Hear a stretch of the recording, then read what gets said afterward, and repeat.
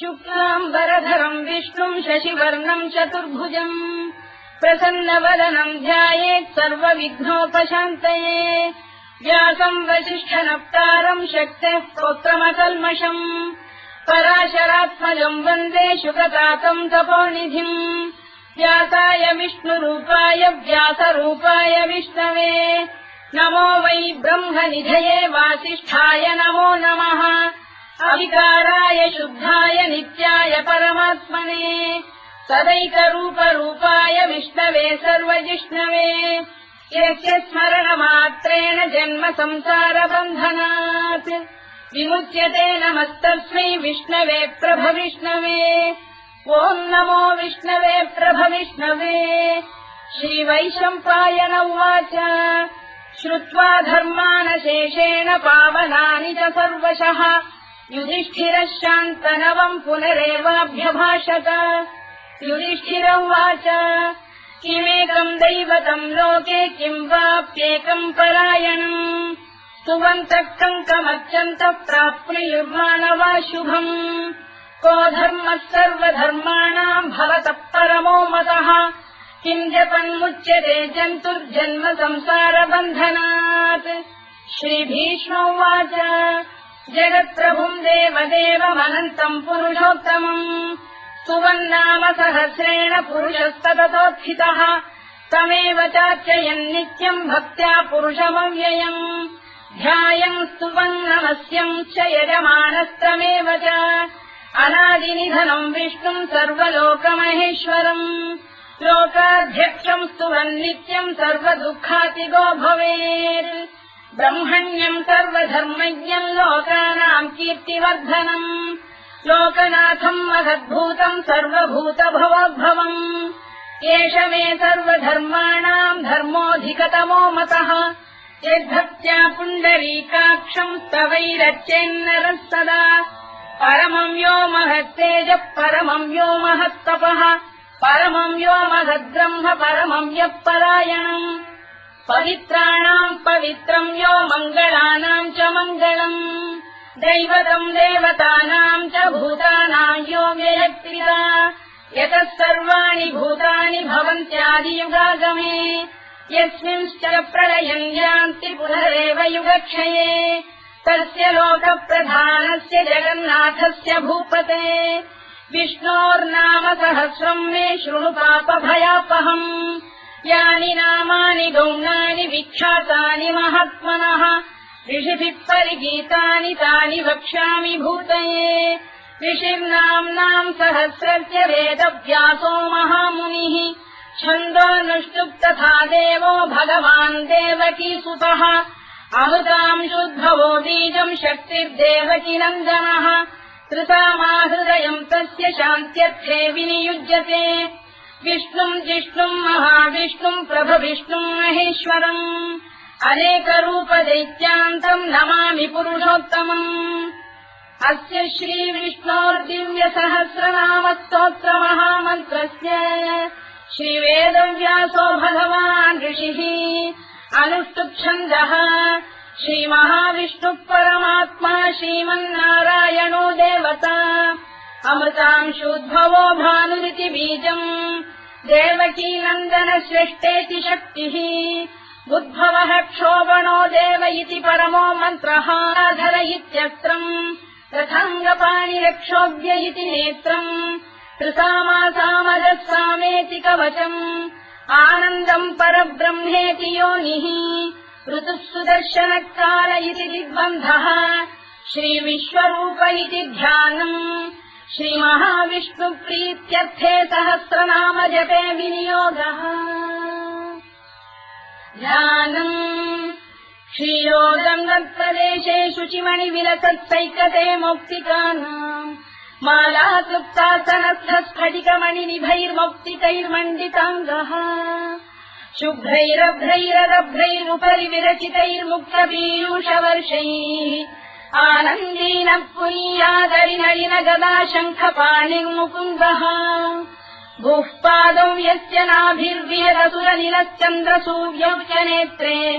कर्णावाशा शिरोद्यौर्मुखमपि दहनो यस्य वास्तेयमब्धिः अन्तस्थम् यस्य विश्वम् सुरनरखगो भोगि गन्धर्वदैत्यैः चित्रम् रम्यते तम् त्रिभुवन वपुषम् विष्णुमीशम् नमामि। ॐ नमो भगवते वासुदेवाय। शान्ताकारम् भुजगशयनम् पद्मनाभम् सुरेशम् विश्वाधारम् गगनसदृशम् मेघवर्णम् शुभाङ्गम् लक्ष्मीकान्तम् कमलनयनम् योगिहृध्यानगम्यम् वन्दे विष्णुम् भवभयहरम् सर्वलोकैकनाथम्। मेघश्यामम् पीतकौशेयवासम् श्रीवत्साङ्कम् कौस्तुभोद्भासिताङ्गम् पुण्योपेतम् पुण्डरीकायताक्षम् विष्णुम् वन्दे सर्वलोकैकनाथम्। नमः समस्तभूतानामादिभूताय भूभृते अनेकरूपरूपाय विष्णवे प्रभविष्णवे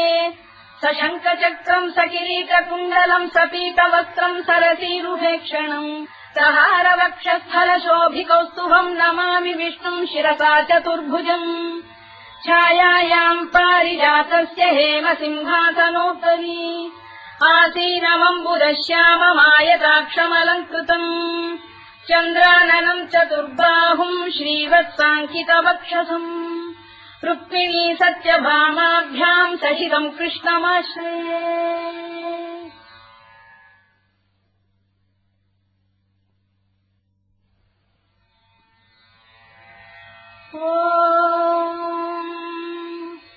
विश्वम् विष्णुर्वशत्कारो भूतभव्य भवत्प्रभुः भूतभृद्भावो भूतात्मा भूतभावनः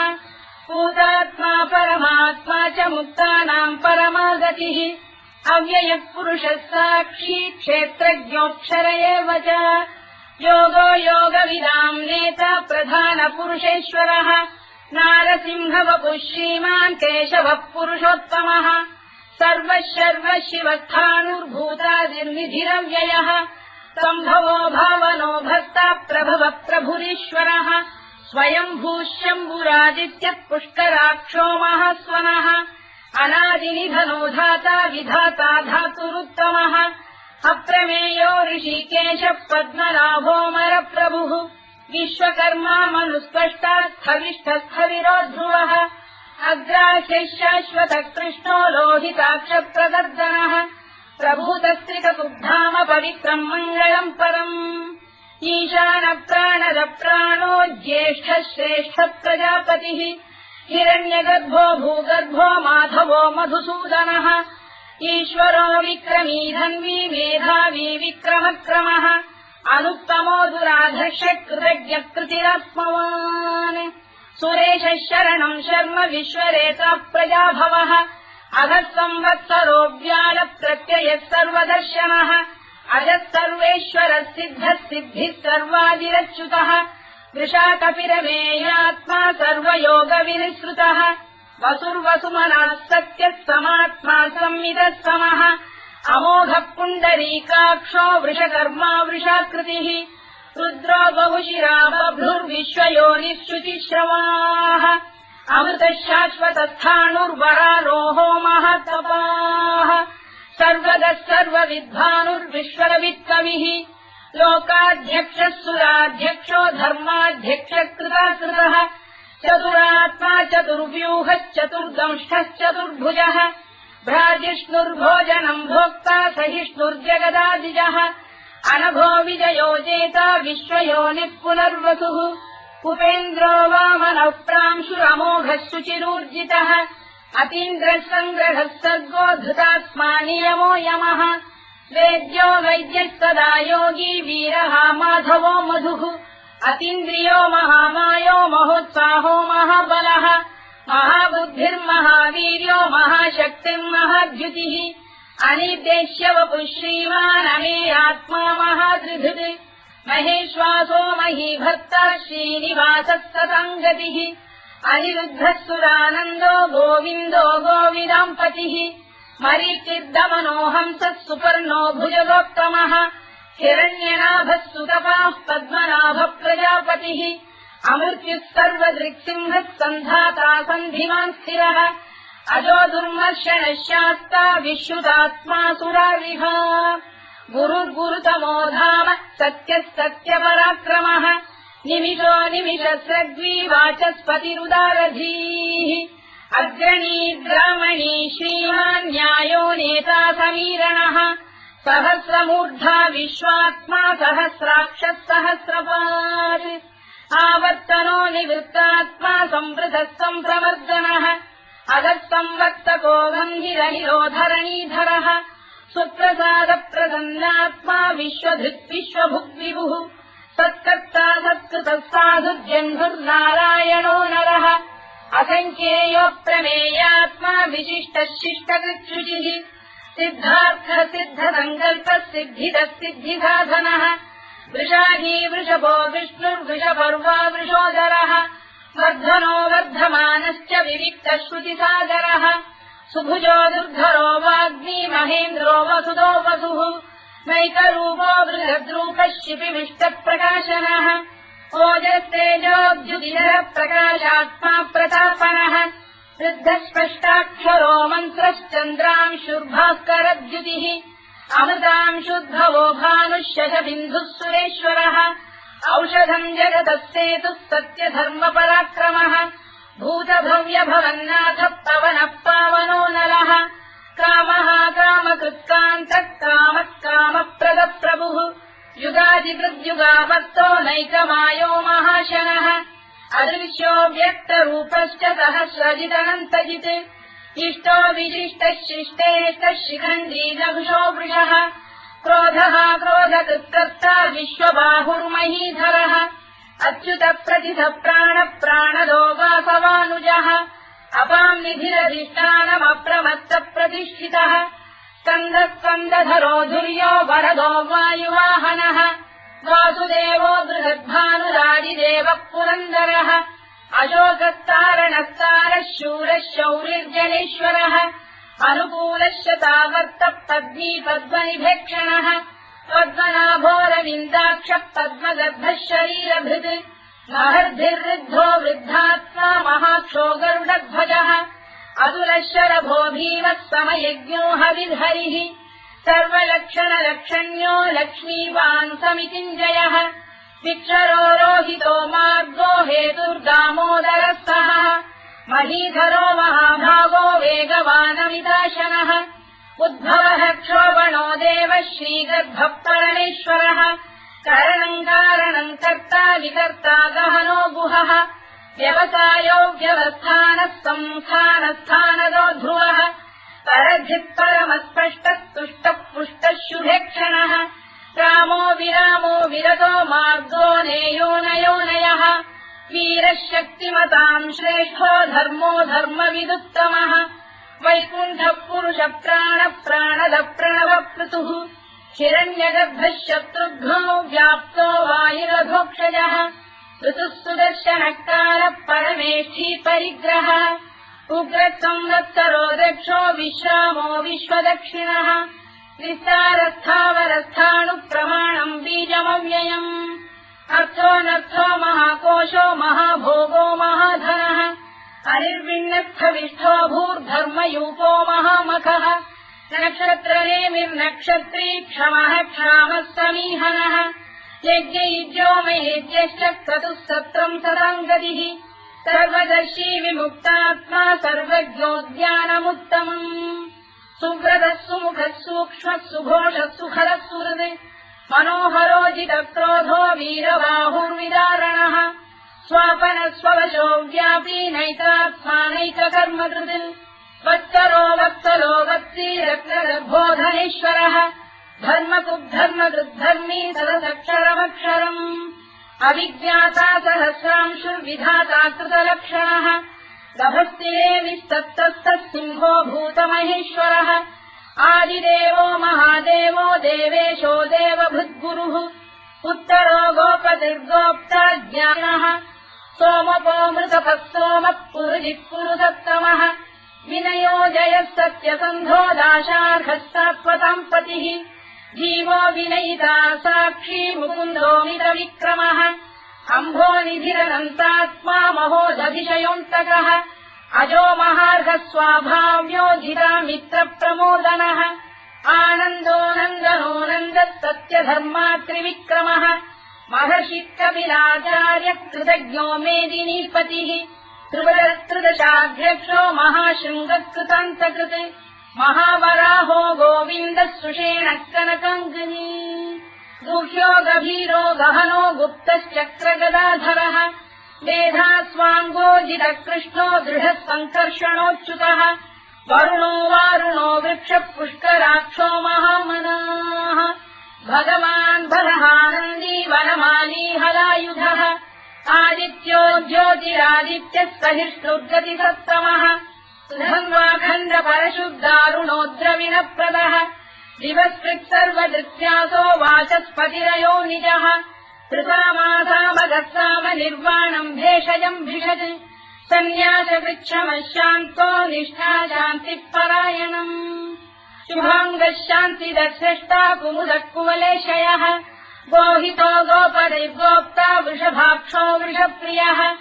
अनिवर्ती निवृत्तात्मा संक्षेप्ताक्षेमकृत् शिवः श्रीवत्सवक्षः श्रीवासः श्रीपतिः श्रीमताम्बरः श्रीधः श्रीधः श्रीनिवासः श्रीनिधिः श्रीविभावनः श्रीधर श्रीकर श्रेयः श्रीमान् लोकत्रयाश्रयः स्वक्षस्वङ्गः शतानन्दो नन्दिर्ज्योतिर्गणेश्वरः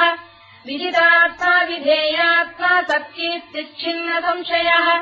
उदीर्णः सर्वतश्चक्षुरनीशः शाश्वतस्थिरः भूषयो भूषणो भूतिर्विशोकः शोकनाशनः अर्चिष्मानर्चितः कुम्भो विशुद्धात्मा विशोधनः अनिरुद्धो प्रतिरथ प्रद्युम्नोमितविक्रमः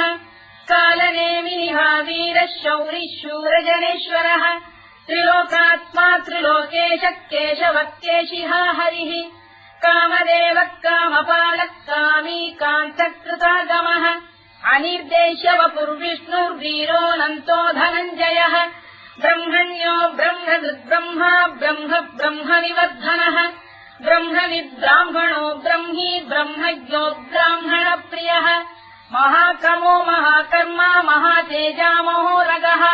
महाक्रतुर्महायज्वा महायज्ञो महाहविः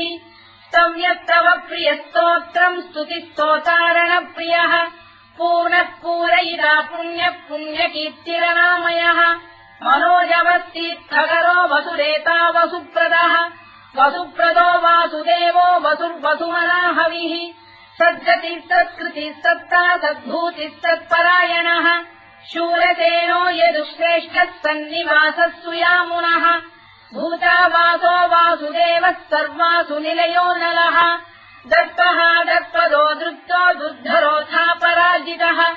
विश्वमूर्तिर्महामूर्तिर्दीप्तमूर्तिरमूर्तिमान् अनेकमूर्तिरव्यक्तः शतमूर्तिः शताननः एकोनैकः सवक्तः किम् यत्तत्पदमनुत्तमम् लोकबन्धुर्लोकनाथो माधवो भक्तवत्सलः सुवर्णवर्णो हेमाङ्गो वराङ्गश्चन्दनाङ्गदी वीरः विषमः शून्यो घृता क्षीरजरश्चरः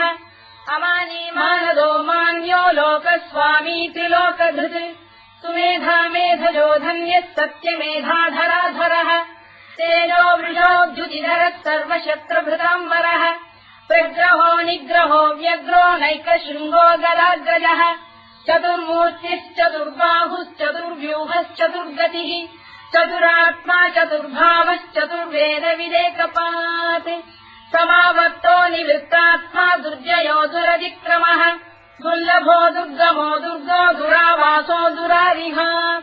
शुभाङ्गो लोकतारङ्गः सुतन्तु वर्धनः इन्द्रकर्मा महाकर्मा कृतकर्मा कृतागमः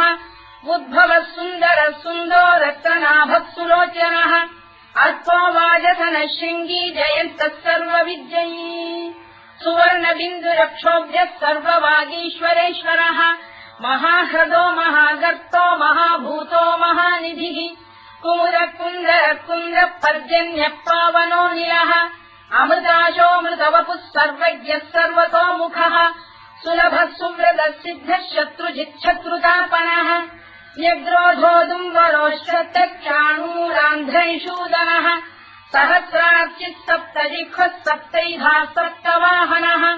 अमूर्तिरनघोचिन्त्यो भयगृद्भयनाशनः अणुबृहत्कृशस्थूलो गुणभृन्निर्गुणो महान् अधृतस्वधृतस्वास्य प्राग्वंशो वंशवर्धनः भारभृत्कथितो योगी योगीशः सर्वकामदः आश्रमश्रवणः क्षामः सुपर्णो वायुवाहनः धनुर्धरो धनुर्वेदो दण्डो दमयिता दमः अपराजितः सर्वसहो नियन्ता नियमो यमः सत्त्ववान् सात्विकः सत्यः सत्यधर्मपरायणः अभिप्रायप्रियार्होः प्रियकृत्प्रीतिवर्धनः विधायतगतिर्ज्योतिः सुरुचित्कुतभुक्विभुः रविर्विरोचनः सूर्यः कवितारविलोचनः अनन्तो हुतबुद्भोक्ता सुखदो नैकजोऽग्रजः अनिर्विण्णः सदामर्षी लोकाधिष्ठानमद्भुतः सनातनतमः कपिलः कपिरव्ययः स्वस्तिदः स्वस्तिकृत् स्वस्ति स्वस्तिभुक् स्वस्ति दक्षिणः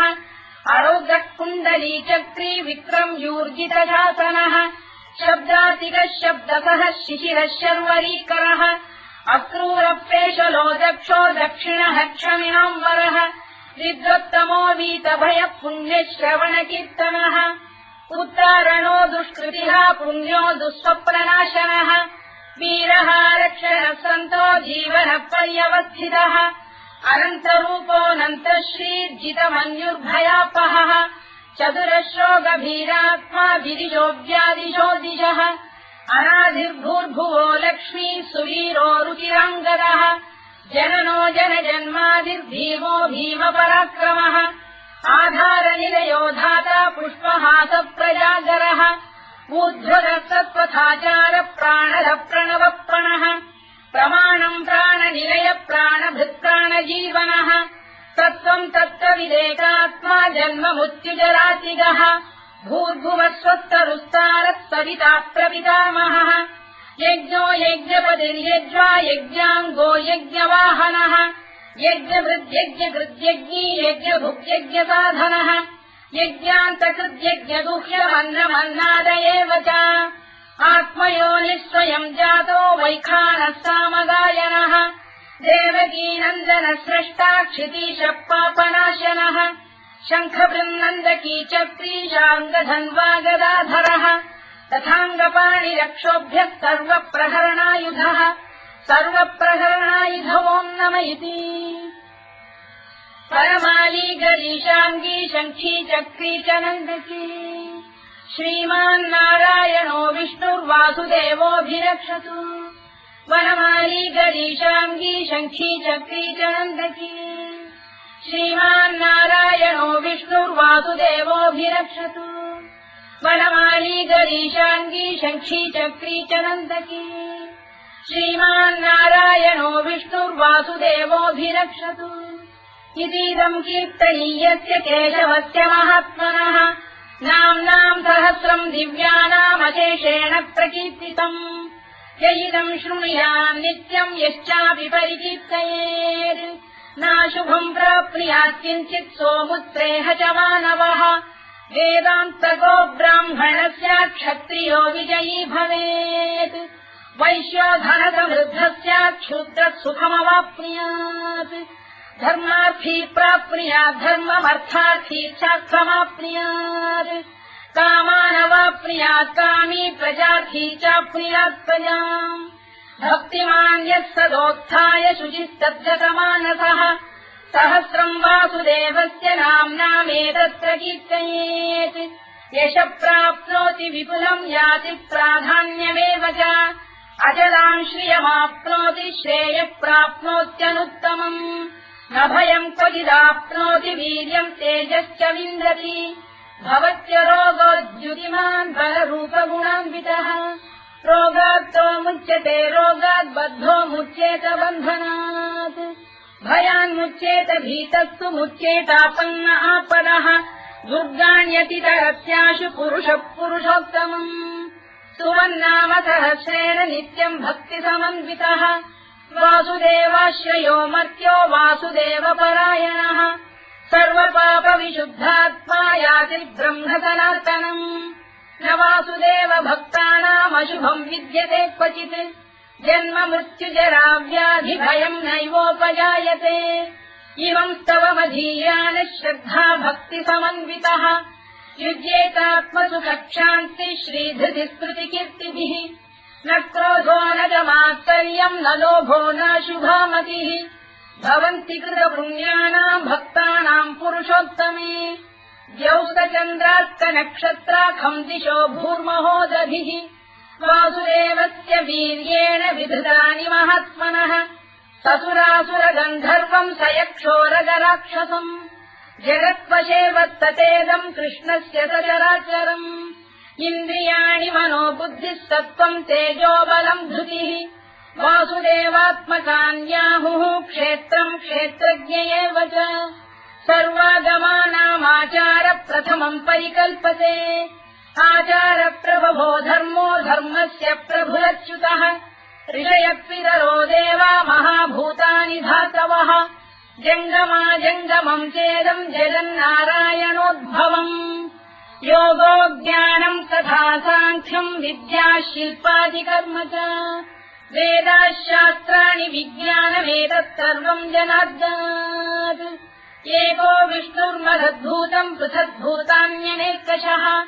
त्रीन् लोकान् व्याप्य भूतात्मा भुङ्क्ते विश्वभुवव्ययः इमम् स्तवम् भगवतो विष्णो व्यासेन कीर्तितम् पठेद्य इच्छेत् पुरुषः श्रेयत् प्राप्तुम् सुखानि च विश्वेश्वरमजम् देवम् जगतः प्रभुमव्ययम् भजन्ति ये पुष्कराक्षम् न ते यान्ति पराभवम् ओन्नमयिति अर्जुनोवाच पद्मपत्रविशालाक्ष पद्मनाभसुरोत्तम भक्तानामनुरक्तानाम् त्राता भव जनार्दन श्रीभगवानुवाच यो माम् नाम सहस्रेण स्तोतुमिच्छति पाण्डव सोऽहमेकेन श्लोकेन स्तुत एव न संशयोऽन्नमयिति व्यासोवाच वासनाद्वासुदेवस्य वासितम् भुवनत्रयम् सर्वभूतनिवासोऽसि वासुदेव नमोऽस्तु ते वासुदेव नमोऽस्तु ओन्नमयिति पार्वत्युवाच केनोपायेन लघुना विष्णोर्नाम सहस्रकम् पठ्यते पण्डितैर्नित्यम् श्रोतुमिच्छाम्यहम् प्रभो ईश्वरोवाच श्रीराम राम रामेति रमे रामे मनोरमे सहस्रनाम तत्तुल्यम् राम नाम वरानने श्रीराम राम रामेति रमे रामे मनोरमे सहस्रनाम तत्तुल्यम् राम नाम वरानने श्रीराम राम रामेति रमे रामे मनोरमे सहस्रनाम तत्तुल्यम् राम नाम वरानने राम नाम वराननमोन्नमयिति ब्रह्मोवाच नमोऽस्त्वनन्ताय सहस्रमूर्तये सहस्रपादाक्षि शिरोरुबाहवे सहस्रनाम्ने पुरुषाय शाश्वते सहस्रकोटियुगधारिणे नमः सहस्रकोटियुगधारिणे नमोन्नमयिति सञ्जय उवाच यत्र योगेश्वर कृष्णो यत्र पार्थो धनुर्धरः तत्र श्रीविजयो भूतिर्ध्रुवानीतिर्मतिर्मम श्रीभगवानुवाच अनन्याश्चिन्तयन्तो मां ये जनाः पर्युपासते तेषाम् नित्याभियुक्तानाम् योगक्षेमम् वहाम्यहम् परित्राणाय साधूनाम् विनाशाय च दुष्कृताम् धर्म संस्थापनार्थाय सम्भवामि युगे युगे आर्ता विषण्णाः शिथिलाश्च भीता घोरेषु च व्याधिषु वर्तमानाः संकीर्त्य नारायण शब्दमात्रम् विमुक्त दुःखाः सुखिनो भवन्तु कायेन वाचा मनसेन्द्रियैर्वा बुद्ध्यात्मना वा प्रकृते स्वभावात् करोमि यद्यत् सकलम् परस्मै नारायणायेति समर्पयामि।